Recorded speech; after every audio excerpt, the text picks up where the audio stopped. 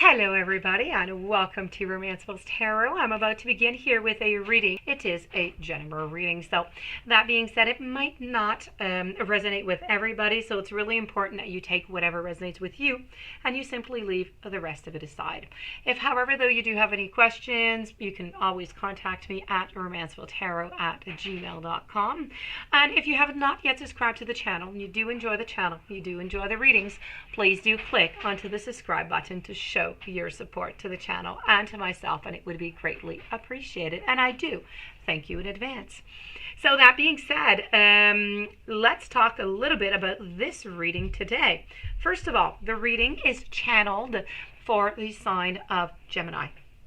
I always do a pre-channeling, if you will, before recording. So I have channeled spirit to come and give a message, a warning message to the sign of Gemini. This is a warning message on a blind spot. So it's something that you're not aware. Even if I would say it, you'd say, oh no, but yes, you just need to really think about it a little bit. You might really see that. There you go. It is there, hidden into that little blind spot, okay? So this is really about what we are completely, and we all have them. We're unaware of it. So this is going to be your message by spirit, and I'm going to finish it off and conclude it with a message from your guides or with a warning from spirit. So let's turn these sigils over, and I will tell you what your blind spot is from spirit.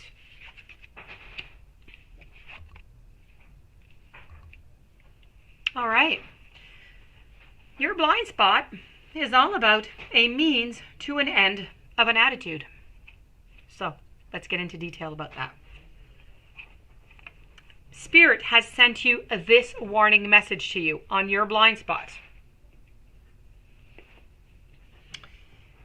Because you are doing something that you hate in order to get something that you need. Maybe it's not what you need, maybe it's what you want, or maybe it's what you like. But you're definitely doing something that you do not like at all. You are approaching things with a means to an end type of an attitude.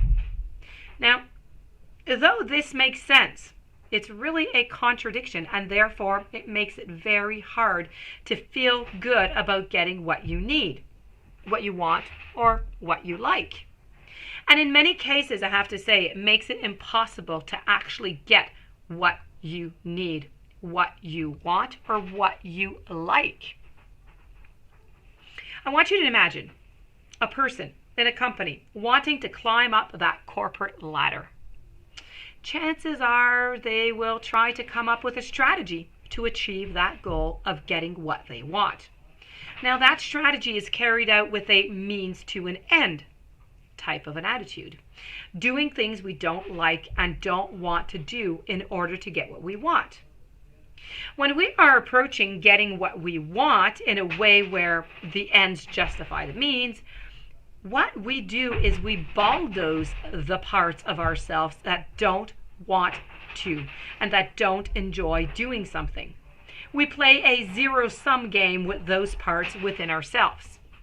Most of us will find ourselves in scenarios like this at some point or another. But imagine if every day of your life was lived this way, where the majority of the time you were doing something you didn't like and didn't want to do in order to get something that you wanted. Okay, I'm going to give you a couple examples of the things that we do when we approach the world with this type of an attitude, a means to an end attitude. We volunteer to do something we hate just to get the praise that we crave from someone in particular. We work a job we hate in order to get money. We don't follow our dreams, but we stick close to home with one of our parents and live our lives the way that they want us to live so that we can get a sense of approval from them. We spend years in college studying something we don't even have a passion for, so we can have credibility and accolades. We quit our job and become a stay-at-home parent so that we can see ourselves as a good person. Or I could say the opposite also. We want to be a stay-at-home mom, but we get a job instead so we can get a certain societal esteem. Let me say it that way. We stay in relationships that is abusive in order to get the security. So the question to ask yourself are, what do you really want? What are you currently doing in order to get what you want? What are the ways that you are doing what you don't want to do in order to get what you do want? It could get confusing now. Now, there is no way to have a happy life if you are living this way. People simply choose to settle in this way because they have been taught to believe that this is what everyone does and that there's no other option. That's just the way it goes. It is a reality that some people are really in more difficult positions than others in terms of getting out of this strategy. I concur to that. This is especially true if we learned when we were little that doing what we don't want to do was a correct strategy to get, what it is that you wanted out of life. But difficult position aside, it must be understood that in order to have a happy life, everyone must strive to have a life where the strategy taken to get what it is that you want is different from doing something that you don't like and that you just don't want. Okay? Another potential, when you receive this message here from Spirit in this warning, is that you are being warned by the means that you are using to justify the ends, and it may not actually justify the ends at all. You may in fact be hurting yourselves you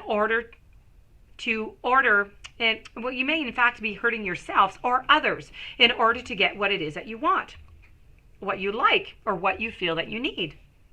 Example, if a dictator wants to take over another country, it's inevitable that many of his own countrymen are going to pass on. Let's say this dictator has decided that the means, which is people dying, justify the ends, possessing a bigger empire. Well, if this message had appeared to them, the chances are that the means really did not justify the ends, correct?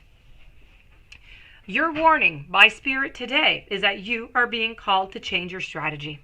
This is the bottom line of it all. This is reminding you that to have a happy life, you need to do whatever you possibly can to find enjoyable means to get to the ends that you want.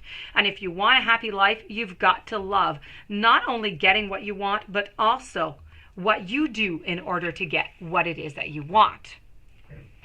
That, my dear friends Gemini, does conclude your blind spot warning from Spirit.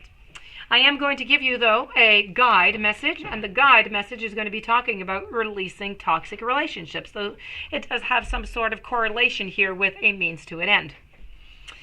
In order for your soul to thrive, it needs to be in an environment of love and harmony. And when there is a discordance or imbalance, the soul, what does it do? It suffers. The body is often left with just the emotional or the physical pain.